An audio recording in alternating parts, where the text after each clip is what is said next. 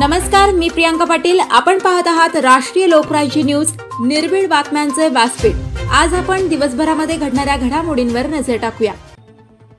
नेवासा सरपंच परिषद विविध मान्यवरांच्या उपस्थितीत संपन्न।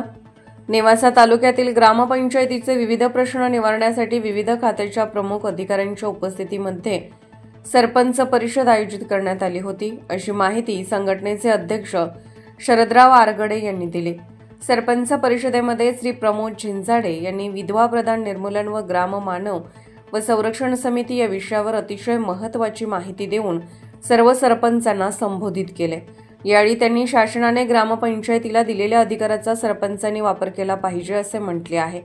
कार्यक्रमाच्या अध्यक्षस्थानी असलेले सहाय्यक गटविकास अधिकारी श्री सुरेश पाटेकर यांनी सरपंचांनी आता ग्रामपंचायतीच्या कामामध्ये कृतिशील असणे व सरकार दरबारी पाठपुरावा करून आपल्या गावातील विकासासाठी प्राधान्य देणे या गोष्टीला महत्त्व दिले पाहिजे असे सांगितले। नेवासा तालुक्यातील वीज प्रश्नाबाबत अधिकाऱ्यांनी वाढीव यंत्रणा बसवण्यासाठी शासन दरबारात प्रस्ताव द्यावेत। सरपंच संघटना, आमदार व खासदार यांच्याकडे पाठपुरावा करेल असे संघटनेचे अध्यक्ष शरदराव आरगडे यांनी म्हटलं आहे। यापुढे सरपंच परिषद ही सर्व शासकीय विभागाचे प्रमुख अधिकारी उपस्थित ठेवून नेवासा तालुक्याचे लोकप्रतिनिधी यांना देखील उपस्थित राहण्याचे निमंत्रण देऊन ग्रामपंचायतीशी निगडित समस्याबाबत आढावा घेण्यात यावी।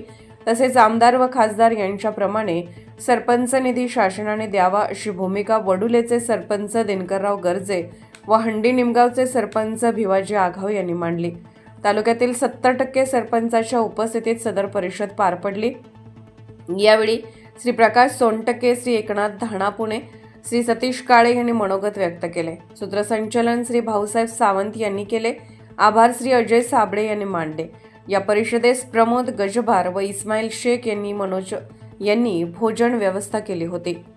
यावेळी निलोफर, इस्माईल शेख, महादेव दराडे, अजय साबळे, केदार आगळे, संजय दारंदले, कल्याण उभेदळ, ज्ञानेश्वर आयनर, वैभव नवले, संजय पवार, ज्ञानेश्वर शिरसाट, ज्ञानेश्वर अवताडे, चंद्रकांत मुंगसे, एकनाथ धाणापुणे, राजेंद्र लहारे, भागाचंद चावरे, शिवाजी फाटक, सचिन नागोडे, सोपान लोखंडे, अंकुश धंदक, साहेबराव इलग आदी सरपंच मोठ्या संख्येने उपस्थित होते। या बाबतीमध्ये अतिशय अभ्यासू असं हे व्यक्तिमत्व आहे आणि त्यांचं व्याख्यान ऐकण्याचा आज आपल्याला योग आलेला आहे। आपल्या सर्व सरपंच संघटनेच्या वतीने मी प्रथमतः त्यांचं स्वागत करतो। त्याचप्रमाणे नेवासा पंचायत समितीचे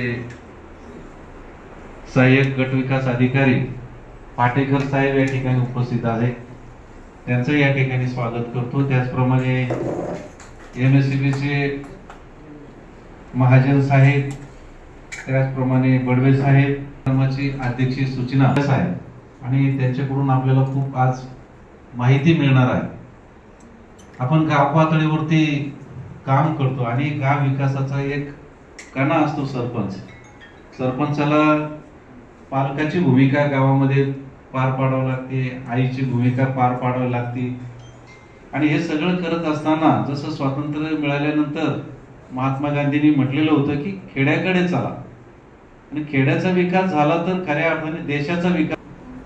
तर महाराष्ट्राचे पहिले मुख्यमंत्री यशवंतरावजी चव्हाण साहेब यांनी खऱ्या अर्थाने ग्रामीण भागातलं नेतृत्व तयार व्हावं, शेतकऱ्यांच्या मुलांना सामाजिक कामामध्ये चांगलं काम करता यावं याच्यासाठी त्रिस्तरीय पद्धत म्हणजे ग्रामपंचायत, पंचायत समिती आणि जिल्हा परिषद याची रचना केली स्थानिक स्वराज्य संस्थेची।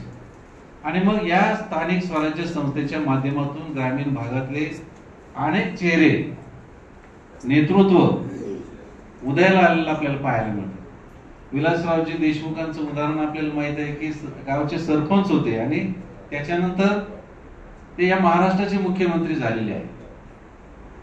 आपल्या गाव पातळीवरती जर चांगलं काम केलं तर एक चांगलं उदाहरण आपल्याला आपल्या जिल्ह्यातलं देता येईल की पोपटरावजी पवार सारखा सरपंच असणारा माणूस त्यांना पद्मश्री पुरस्काराने महाराष्ट्र गव्हर्नमेंटने, भारत सरकारने त्यांना गौरवलेलं आहे। म्हणजे काम केलं तर निश्चित स्वरूपामध्ये मान सन्मान तर मिळतोच, परंतु ग्रामीण भागाचा एक चेहरा मोहरा बदलण्याची एक संधी आपल्याला त्या ठिकाणी जनतेने दिलेली आहे।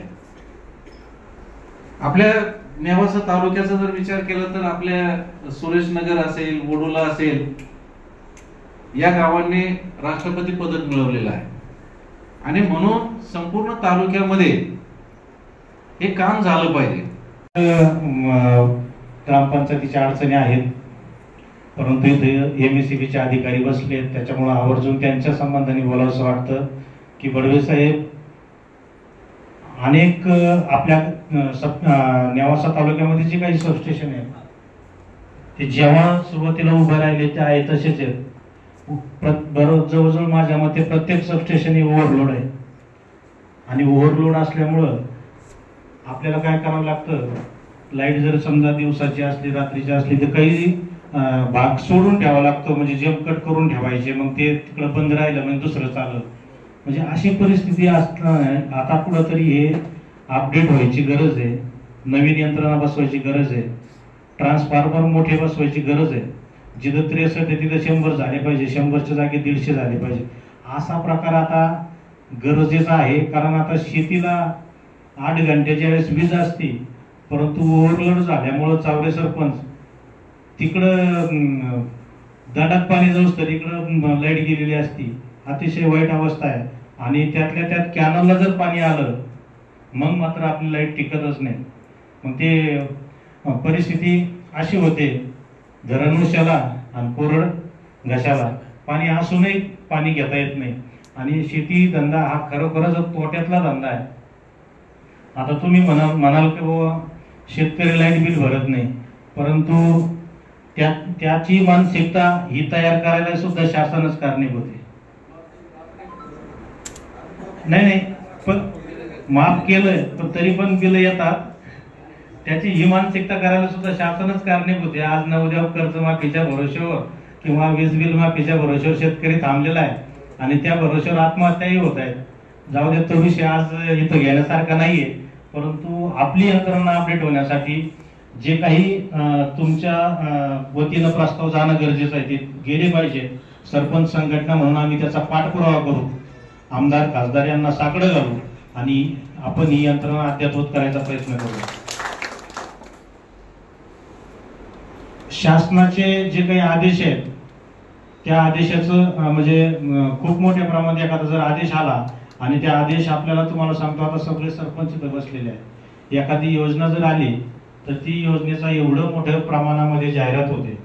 आता तुम्ही बघितलं असेल, आता एक 2-3 दिवसापूर्वी एक भजनी मंडळाला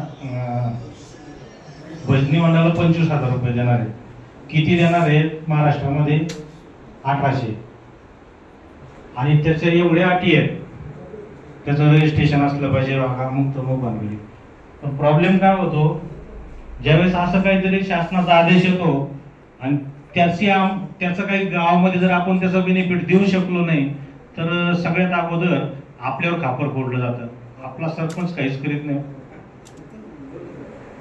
म्हणजे आता बघा, बावनकुळे साहेबांनी विधानसभेत सांगितलंय की 1 गुंठा जागा खरेदीला तुम्हाला फक्त 500 रुपयाच्या स्टॅम्पवर परवानगी देणार आहोत. राष्ट्रीय लोकराज्य न्यूज नेटवर्क, नेवासा. ताज्या बातम्यांसाठी आणि अपडेट्ससाठी राष्ट्रीय लोकराज्य न्यूज चॅनलला सबस्क्राईब करा, तसेच लाईक आणि शेअरही करा.